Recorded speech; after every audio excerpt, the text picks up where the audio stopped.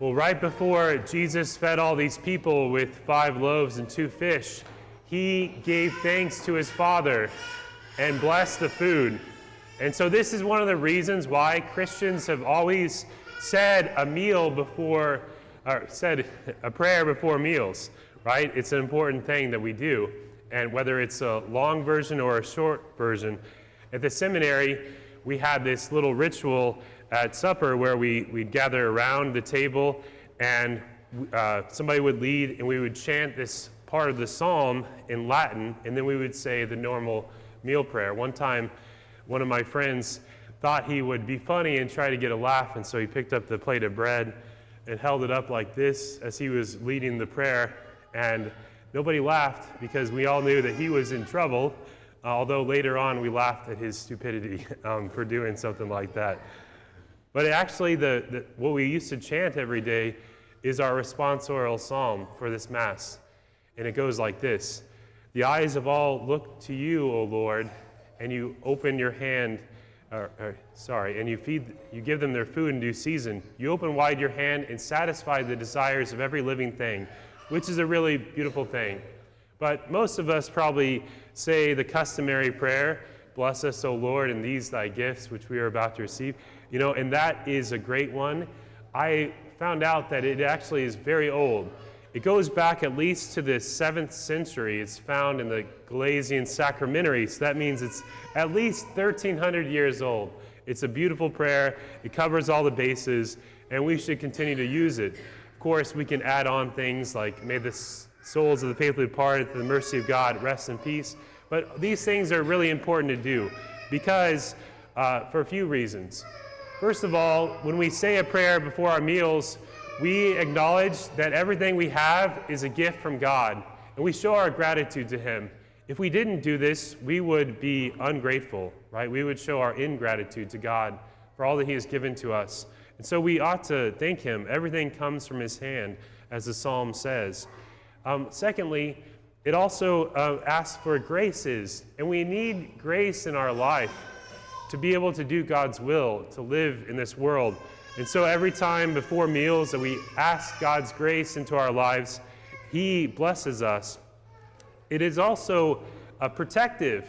There's a story about St. John the Apostle that he was forced to drink a cup of poison, and he said a prayer over that cup and made the sign of the cross, and he drank it, and it didn't have any effect on him. So sometimes in religious art, you'll see St. John holding a chalice, and there's snakes coming out to represent this story. St. Benedict also was once served poisoned wine, and he made the prayer of blessing over it, and the cup shattered, and the wine spilled on the floor. And if you can believe this story, there's an American priest who is an exorcist who said that he was out at lunch one day at a restaurant with a group of people, and one of the ladies there had the spiritual gift of being able to see evil spirits. So they bring out the food, and this woman looks down at it with concern, and then she looks up at the priest and says, "Are you going to say the blessing?" And he said, "Yes." And so they said the prayer blessing, and then he asked her, "Was there like something evil attached to this?" And she said, "Yes. Until you said the prayer blessing, then it left.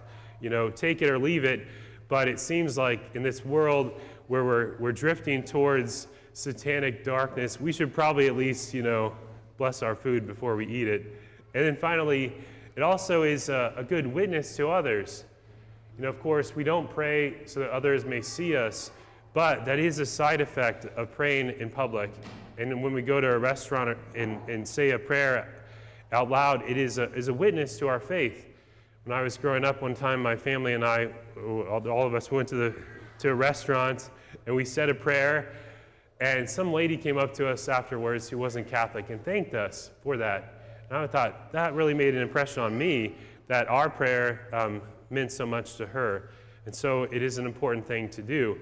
And by the way, what's the worst that could happen? We're always concerned, am I going to offend somebody, or is this going to cause a scene?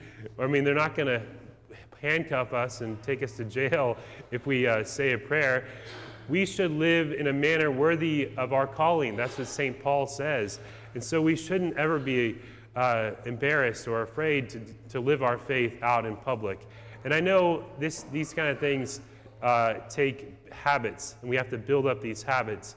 But we should start, tell our spouse, I want to begin praying before our meals with our family, or to tell your coworkers or classmates, hey, by the way, I'm going to start trying to say my prayer before meals. Or on the way to the restaurant, you tell your family, we're not going to touch the food until we all say a prayer. And if you need a reason, you can just tell them, well, Father said we have to, right? Or a better reason, because that's what Jesus did, and that's what he taught us, that we are to give thanks and to bless our food before we partake of it, because it all comes from the hand of God.